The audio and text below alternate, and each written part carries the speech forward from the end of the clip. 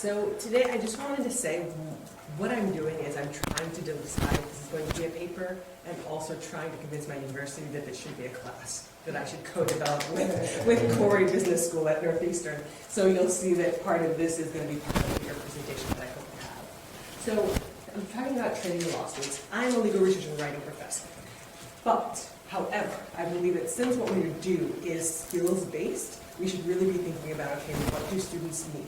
What I'm supposed to be teaching is legal research, writing, skills, and project, which is very strange, not very common for any other university. But part of what I'm supposed to be making sure of is that students have the skills that developed so that they can go out there and do a legal internship or co-op, which is what we call them at Northeastern. So I'm going to do our roadmap. So what are we doing, what are we not doing, and the future. So I'm going to talk a little about who I am, just so that you know why this interests me, and why the intersections, and why it seems so many different things coming together. And then a little bit about why the topic matters, what legal skills in their context is, and then talk a little bit about a case study that we worked on. Not saying that it was successful, but it was successful for pedagogical purposes, and for me to get to this point to do this project. So my background is I stumbled into legal tech, right? It was completely by accident. When I graduated from law school, I graduated the same year as somebody else here. It was a really hard year to find a position. I got an Eco Justice Works AmeriCorps legal fellowship, so I was able to manage a live chat service. And this was doing live chat in 2011, and so it was not that common. I think it was one of the first ones for a statewide website, and it was in New York. So I was supposed to train legal law students to deliver legal services through chat service. So what they're supposed to be doing is researching, using court websites, using the statewide website that existed in the state, legal aid websites, and so I started training them on how to find information. And it's really interesting thinking about it now, and that I'm a law professor about 10 years later, that many of my students don't know how to find information right now, and it's really hard for them to figure out where to go, and they depend a lot on us getting the information. So then I did 2 years with doing eviction prevention, and I realized just how much information we collect, raw data we collect from our clients, which is necessary, right? Because our funders require it. And we will not receive funding from certain sources unless we provide a certain type of data.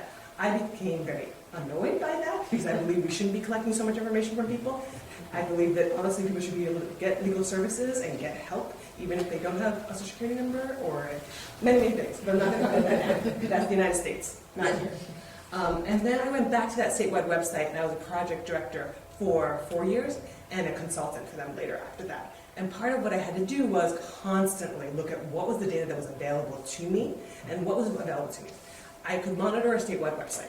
I could see where people were going. I could see what sources they were looking at. I can see, even I could have figured out how long they're spending on the page. There was so much information that I could have gotten from there, right? Just looking at the data that was showing up that I could use. And so I started doing things like doing needs assessments. So I could figure out, okay, for instance, in this locality, there are this many people that are looking for a resource in, for instance, non-payment eviction. And it's in this moment. What is happening in this locality, in this jurisdiction in New York State? What is happening in this area?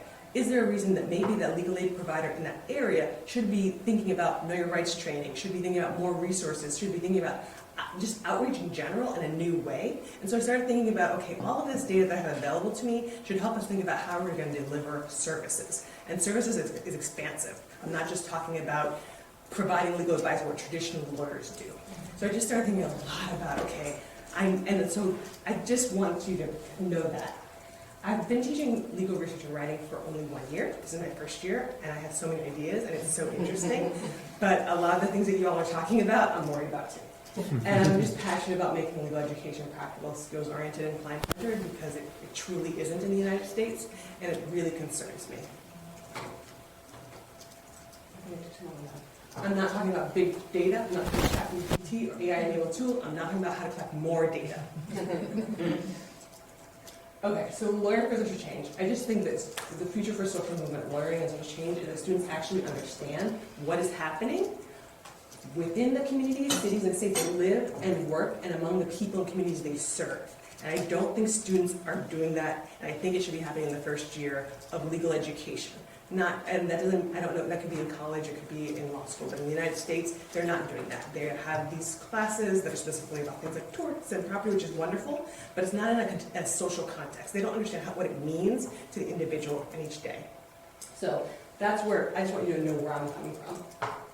And so what are we doing? So I think they need just basic principles. I'm not saying that they need advanced principles, because a lot of these things, to collect more data, there are people who can do that. I believe in collaboration. I believe our skills are specific, are unique. We should be collaborating with other partners that are going to be granting other services, which is why I want to collaborate with the business school at Northeastern.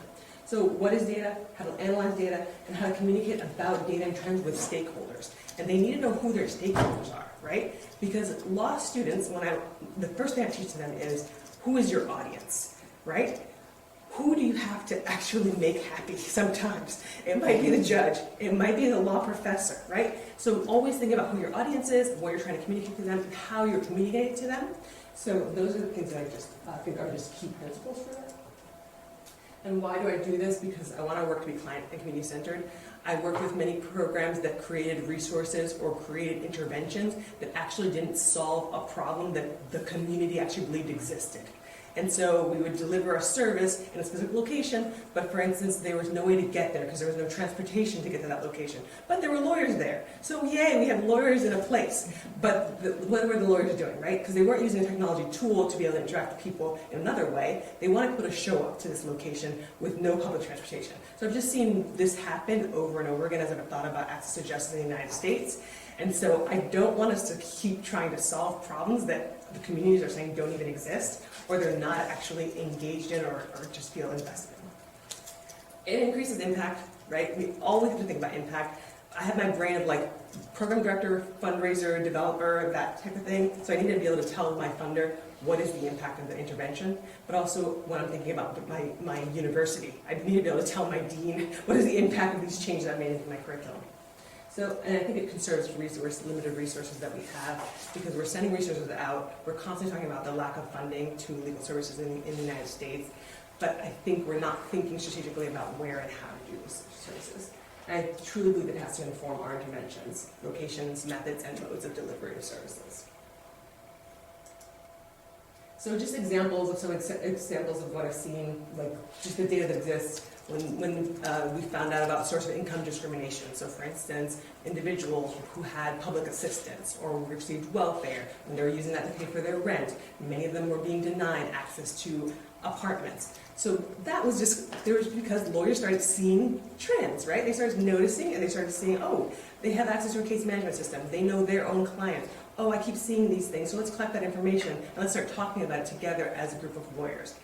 There's formerly incarcerated individuals. I know a program that went around and they did a listening tour, and they toured Massachusetts and started talking to people who were formerly incarcerated, just asking them specifically, what is the main issue facing you when you left incarceration?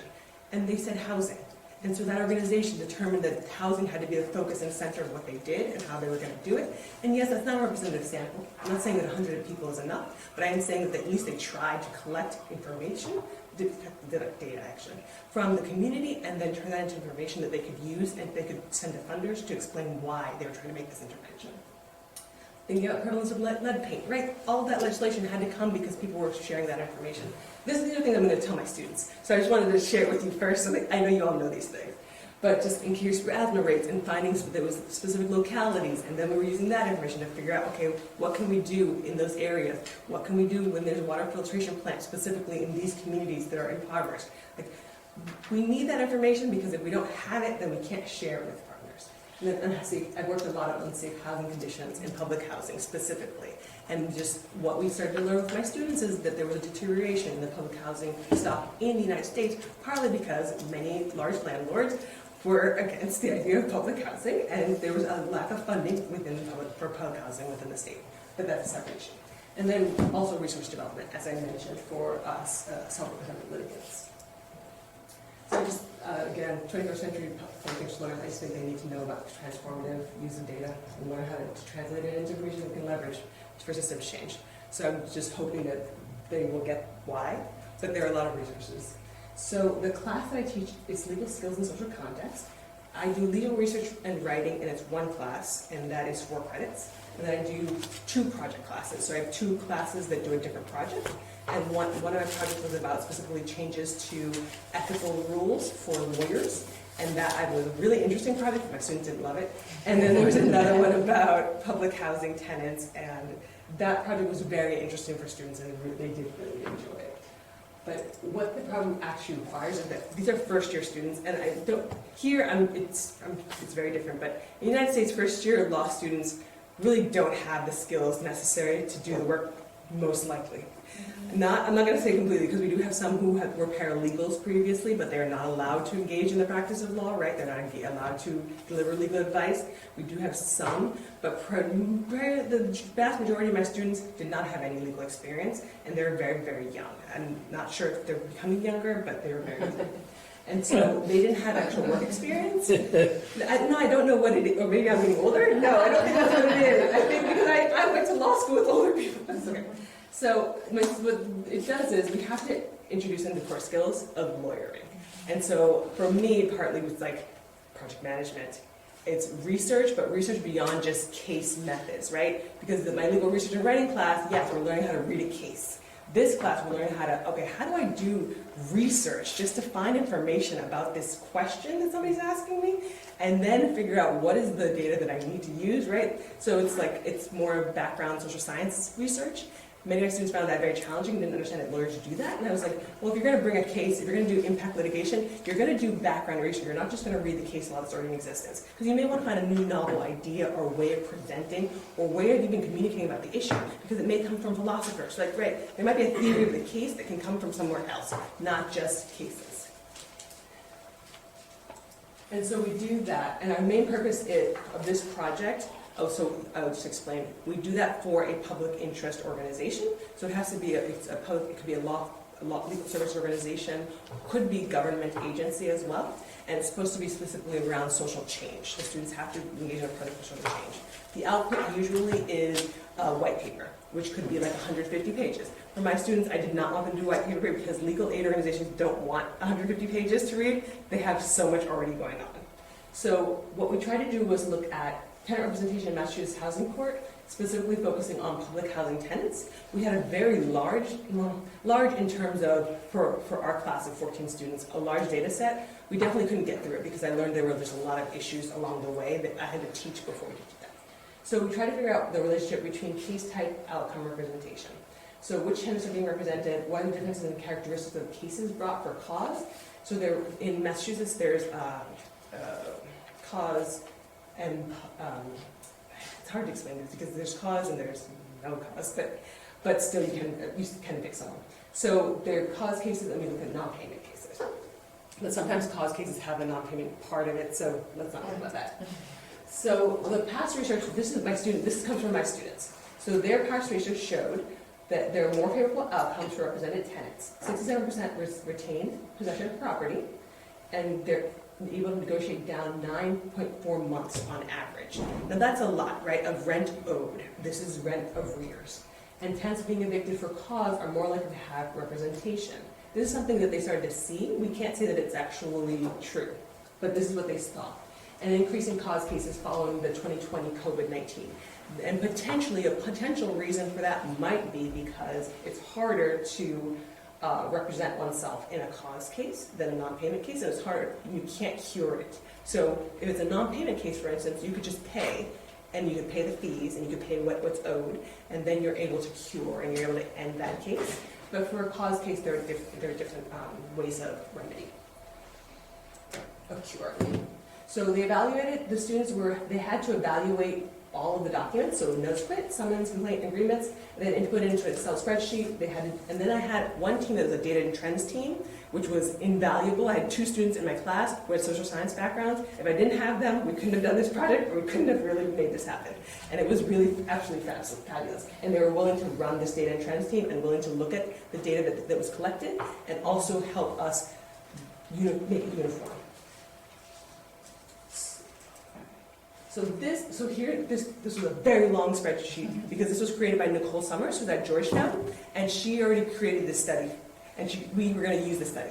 But there were so many fields that my students really they just couldn't do it consistently, and it was a hot mess. So what we had was there were 40 fields that were unintended for untrained, but not for the law students, but for 1Ls, I'm saying, specifically 1Ls. And students had never read housing court pleadings before. So we needed to train them on procedure, landlord tenant law, data and evaluation, project management, which I didn't include here.